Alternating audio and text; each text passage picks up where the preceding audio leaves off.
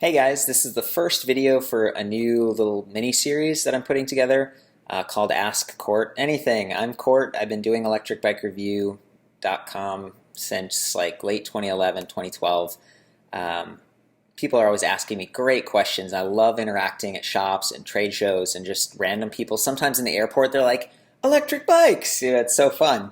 And I just wanted to extend that to the forum to people that I may never actually meet in person and to answer questions that like lots of people could hear the answer to. I recently did an interview with like REI and then The Guardian and Yahoo and several others. Every time we have these phone conversations, it's usually like a really friendly girl, and they're like reading great questions on a list. And at the end of the call, I'm always like, why didn't I record this and share it? It's such good questions. So yeah, anyway, that's a bit of background on this space. If you want to ask a question, you can go to ElectricBikeReview.com/forum. You scroll down a little bit, there's a section that just says Ask Court Anything. So I wanted to kick things off by asking myself a question that comes up all the time. It's like the first thing that comes up in kind of like the awkward small talk of like you meet someone and yeah, I get it. Sometimes people are like, oh, you're that guy on YouTube and they don't know. I'm like really approachable. Feel free to say hi anytime if you meet me in real life. Sometimes people interrupt me during reviews, which totally sucks. They're like, hey, sorry to interrupt you, but I have a question. I'm like, I'm filming. Like, yeah, like, okay, and we have a conversation. I just edit it. But, feel free, approach me, but please wait if you see me filming so that I can like keep all the details and really express what I'm feeling and seeing about a bike, because I want to do just an excellent job of that. And you see them growing the team. I've got other people contributing and doing some other fun little videos. That keeps things interesting, but I always want to keep this authentic and just be your friend, and be someone you can trust and stuff. So that's part of this. So the question that comes up in conversation frequently is, what's the best electric bike? And it feels like the perfect question, I'm sure, for people who ask, because like I've looked at tons of them. I reviewed like 1,000. I've ridden them all, and it's such an interesting question because I'm always frustrated by it. I'm like, there is no best electric bike. I mean, it totally depends on your application, your budget, your lifestyle, how much space you have, your body size. So many electric bikes only come in like one or two sizes. If you want multiple sizes, you got to go with like, Specialized, Giant, Cannondale. Reese & Mueller has several. Bulls has several sizes. These bigger companies that go through shops and you can get fitted properly and stuff. But for a lot of people, it's like, I just want some value, and maybe the bike's going to be shared between people. And for that, it's like, well, okay, it's hard to beat Rad Power bikes in terms of like the price and the value that they offer with their customer support and stuff. But there are a bunch of other littler brands that have similar offerings and might cater to your geographic location. Like I was visiting the guys from Dosed recently. They're launching a new brand. They're a Canadian company. They're going to sell in both countries, US and Canada. But that's kind of cool. It's like that's a local company. They're offering something special. And in that case, it's like mid-drive, has a throttle, speed pedelec, you can always adjust it. In most Class 2 bikes, you could remove the throttle if you just want to be Class 1. So I'm working my way into the answer here. So the second part of my question was like, well, what's the best electric bike, or at least your favorite? So I have sensitive knees, sensitive back and neck from crashes on my snowboard and my surfboard and car accidents that I was in as a young guy. I was not a reckless driver. I was a passenger several times, and it's a bummer, but it's really given me a unique perspective because I don't feel like I'm super old, but sometimes I'm like, man, my body is like stiff and stuff, and so I don't take it for granted that like with an e-bike, you tend to ride further, you ride faster, generally speaking, because you're not struggling up the hills, and that every little bump and stuff, you kind of like, you feel it, and it kind of, it's like, by the end of that, kind of stretching out, cracking my neck and stuff. So for me, comfort is like super high on the list. I also feel like reliability is a big thing because, again, you're riding more frequently, so you want a bike that's reliable or at least has really good customer support. And if it's not reliable, it better be cheap, right? So you start to see like there is no best. But if we had to pick best, I would go with the Reese & Mueller Delight because this thing has like full suspension, mid-drive from Bosch, which I think Brosa is giving them a run for their money in terms of like it's quiet, it's smooth, it's dynamic, it's awesome. But now the Bosch Gen 4 motors are like smooth and quiet and small and like, oh, and Bosch they're bigger. I'm saying this off the top of my head, right? Like the company has a bigger presence in e-bikes. They were first to market here as like a big player in the United States, at least, and in Canada. And Brosa is kind of new, but they've got like the new magnesium drive that's like, it's just really wonderful. But I like some of the Bosch displays better, and their batteries are more standardized and like really tough and stuff. So anyway, I like that Riese Müller chose, that they chose to use Bosch, that they have the integrated like power tube on that bike, so it looks kind of like a bicycle. They're heavy and big, but it's like whatever. In a way, that gives you mass, so like those little bumps and stuff, they don't jitter the bike around as much. Not only is it full suspension, but it has a suspended rack, so like your gear is going to be not getting banged around. And I have a laptop, I have the camera and stuff, I don't want that stuff banged around. So for me, it's just like perfect. It has lights, front and rear, fenders, and of course it's like, what is the best electric bike if price wasn't an issue, right? Because it is, like, it's a factor. And these bikes are like $6,000, $7,000, $10,000 for their like limited anniversary edition or whatever. To me, that's like the best electric bike for what I want to do, which is mostly like city and then some fun off-road occasionally. But the flip side of it is like, well, what's the best electric bike for like my favorite sport, which is like mountain biking?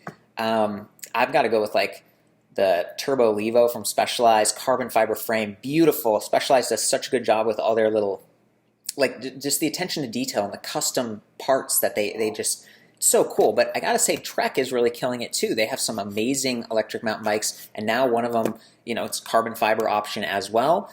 Part of me just loves Specialized, but it's a love-hate relationship because they're early electric bikes. They like put them out, and it just felt like they like abandoned some of the hardware that they made. It was like, wow, custom, cool. And that was like, you can't get that anymore. The display panel with like the little joystick, if that broke, good luck, buy another bike, is what I hear from people in the industry, people from kind of talking about Specialized. It's like, yeah, buy another bike. It's like, what a waste, No, that shouldn't be a thing. Like, support my $8,000 bike. How about that, So again, love-hate relationship, love the design, sexiness and stuff. But I think Trek is like the real, they're the killer right now in the e-bike space. They've got a whole range of bikes. They've got Electra, which is bought from Benno. The guy, he's just launched a new line called Benno Bikes, and really cool, like utility, urban, larger tires for stability, for comfort, slightly lower, kind of a mid-tail. You can do a lot with it. You start to see like there are a lot of superstars in this space, and then some real kind of like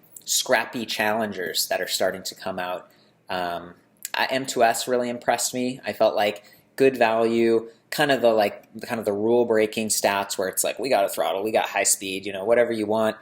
And that's one of the ways that the more affordable bike brands compete with the big ones. It's like, okay, well, they're kind of doing everything like basically importing these bikes with European specs. And it's like Class 1, which by the way, they legislate for because it kind of benefits them. But to be honest with you, my perfect bike would be like the Riese Müller Delight with a throttle and speed pedelec.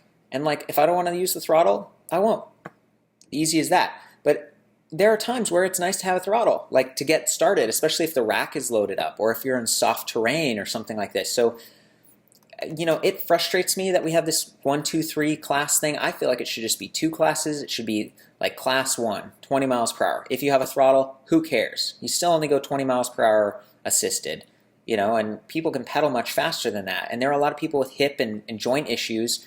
The analog or acoustic bike argument is like, well, if this is going to be a bicycle, you'd have to pedal. Why? Like, there are a lot of people that can't pedal. Like, they struggle with this. So kudos to Rad Power Bikes for like having a bike with a throttle option. And great, if you want to take it off or not use it, that's up to you. Freedom of choice. And frankly, in Europe, it's like, guys, 15.5 miles per hour, 250 watt motor, like power limit.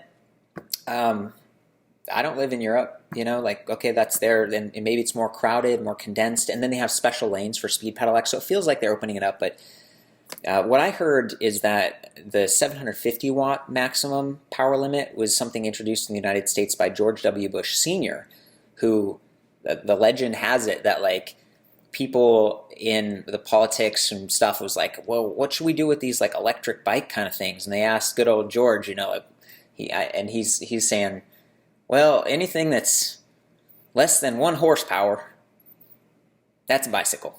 And guess what 1 horsepower is? It's 750 watts. So kudos to you, George. Like, for real, if you can ride a horse and that's like a bike or something, then great. Let it. And so the same thing for me applies with throttles.